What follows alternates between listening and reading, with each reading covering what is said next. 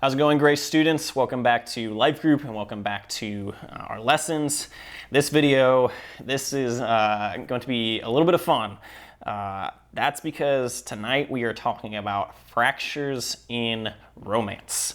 That's right, we are going to address some of the unique parts of conflict when it comes to dating and even marriage relationships. Now, I know for many of you out there, this may not matter right now. Maybe you're a high school student who just isn't interested in dating. You've decided to wait until you've graduated to start dating. Maybe you are a 7th grade girl who is thinking, the boy next to me smells like cheese and onions. I have no romantic interest in boys right now. That's fine. But the reality is most of you will go on to date and get married, and you will face conflict in those relationships. So these lessons are important to learn now so you can apply them to romantic relationships later. Some of you are in relationships right now, and your friends maybe are looking at you or elbowing you in the ribs, and maybe this lesson is relevant right now, like you had a fight with your girlfriend before you came in here. So wherever you are in life and romance, I hope you will learn something tonight that will help you be the kind of boyfriend, girlfriend, husband, or wife that God calls Christians to be. Before we get into it, I just want to address dating as a whole very generally. I want to give you a piece of advice and a reminder. So two things, some advice and a reminder. The advice: don't rush into relationships right now.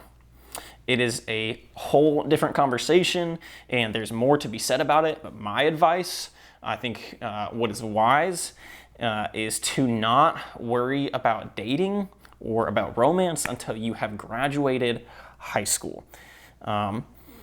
If you want, I will give you my reasons and more thoughts another time about why I think this is wise. At this point, we may have done an episode on the podcast where we talk about dating and we get into some of these thoughts and why I believe this. So maybe that's out there, but we will address this pretty soon here at some point in the year. But for now, there is just so much conflict and hurt and brokenness that results from dating. And this is not meant to be disrespectful or mean or just another adult lecturing you. This is wisdom from someone who is just a little bit further on in life, a little bit further down the road, who has seen some things, who knows some things, and who wants to help you. I want to help you. The reality is that most of you are not mature enough to handle a romantic relationship. You need to progress in spiritual maturity before you enter into a romantic relationship. A good principle that I have heard, and maybe you can ask your leaders about, is this: you are ready to date when you are ready to get married. Think about that, ponder that. I think that's a good piece of advice when it comes to dating. This is what I believe is wisest and will help you avoid a lot of hurt and mistakes in the first place.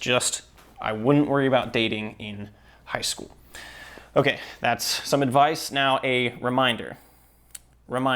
You have no claim over a boyfriend or a girlfriend or your boyfriend or girlfriend now. Until you get married, that person belongs to God and their parents.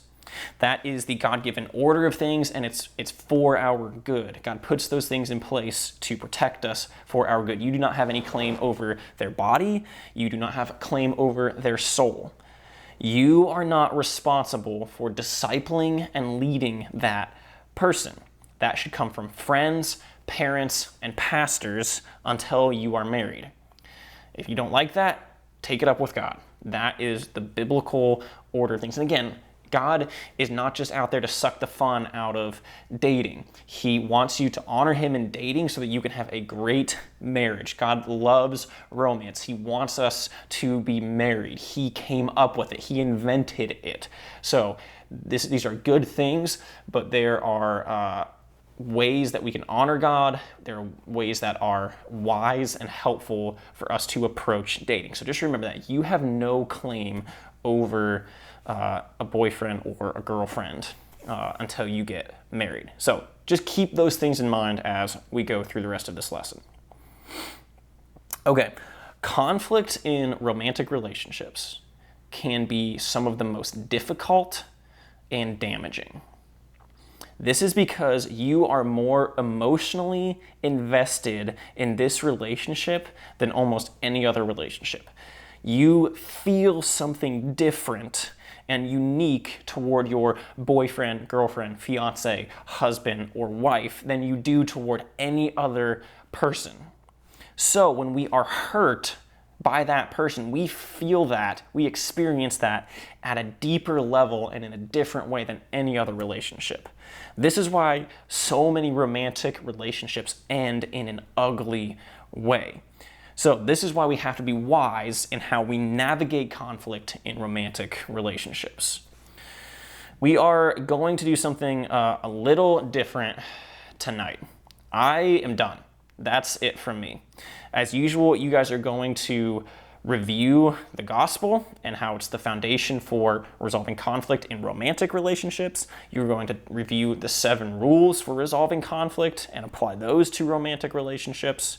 Then your leaders are going to share some of their thoughts on conflict resolution in romantic relationships, and you guys get to ask them questions and get their advice. Many of your leaders are married, and this is an opportunity for you to hear from them and their experiences in their marriages and maybe even in their dating life prior to getting married. So review the gospel, review the rules, apply the rules to romance, and then ask your leaders awkward personal questions. I'll see you next time. Go ahead.